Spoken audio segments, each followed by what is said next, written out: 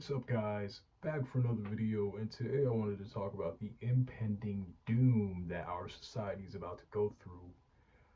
Starting off with the Maid Program. Now, if you don't know what the Maid Program is, it's basically a program where people can take themselves off of the earth earlier. And that's fucking crazy to me. And it's crazy to me because the governments of the world are allowing these things to be opened because they'd rather do that than keep up with the sick and the poor. Even though the sick and the poor built this society, right? The hardest working people are usually the ones who get in that position later on in life because they did so much labor that they ate and worked their life away. And so it's like, damn, right? Looking at something like that, it's like, it's kind of breathtaking because, to even think that this would be something in the future, right?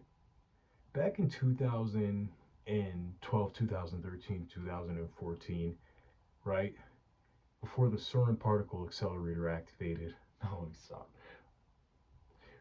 Back before the world became what it is today, we always saw these type of things in TV shows and we were like, okay, that's never going to happen in the real world, right? That's just dystopian, right? We call it dystopian because it's not a part of our society, but what happens when dystopia becomes real life?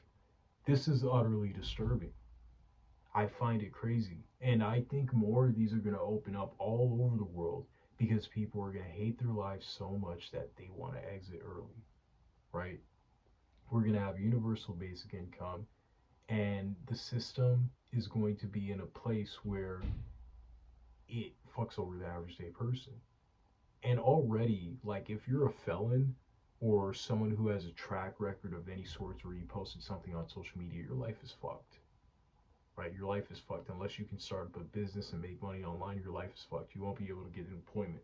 But in the future, when we adopt the systems that China has, like a social credit score, that stuff is going to affect the average day person. And they might go through with stuff like this. You see, when these things happen, it first hits the people no one cares about. And then it comes to everyone, right? Just like the stuff on the other side of the world is going on, it's only a matter of time till it happens here. And by matter of time, it could be the next generation. It doesn't always have to be us, it can be your kids, right? And it's something to think about.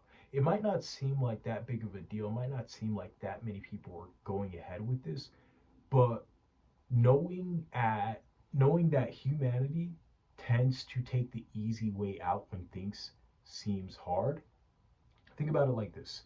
Somebody's going through a hard time. They've lived on the earth for 20 years. They've hated their life. And then someone says, okay, you can just kill yourself, right? You can just take yourself out. You don't have to live with any of this stuff anymore. You can just go out the easy way. No one's going to judge you. You're not going to get arrested and it won't fail. That's the thing, because there's a lot of failed suicide attempts on this earth where the person tries to kill themselves, and then 5 years later their life turns out great because they worked hard, turned it around, something happened, a miracle from God. It doesn't always happen, but there is a chance. And so having this program available makes me think that these things are going to happen more often, because this program wouldn't be available unless this was an actual problem in the world, right? This thing wouldn't even be opened if a lot of people didn't want to do it. And so that tells me something about the real world. This tells me that we've come so far as a society with technology, with innovations, and yet the average day person has shittier mental health than somebody 2,000 years ago, because back then, suicide wasn't this common, right? Maybe it wasn't kept track of how much people kill themselves, but I never heard people talking about mental health and depression in these old novels. And trust me, I read a lot of them. I read a lot of them. I read a lot of old people's work, right? Shakespeare, all of that shit, you name it. I read it. And people didn't have all these mental disorders going on. Now, of course, this program isn't for people who have some sort of mental issue, but it is for people who are struggling and they have chronic illnesses and they can't afford to take care of themselves. And I'd say that's fucked up. It's fucked up. I genuinely think this is the worst way. Dying with dignity, bro. Change the name. Change the fucking name. It's terrible, right? Because even some of these people, like, I'll explain something like this. If you're in data at all, or you do any sort of spreadsheet work where you count numbers of population, which I do a lot of, you know the fact that there are some people who are born, they already have death written on their name. And we call these types of people the bad statistic of the world. Where if you're born in a war torn country, or you're born in poverty, or where the crime rate is high, your life is already predicted. The outcome of what you're going to be, how life's going to turn out for you, is already there in a system. You just aren't seeing it, right?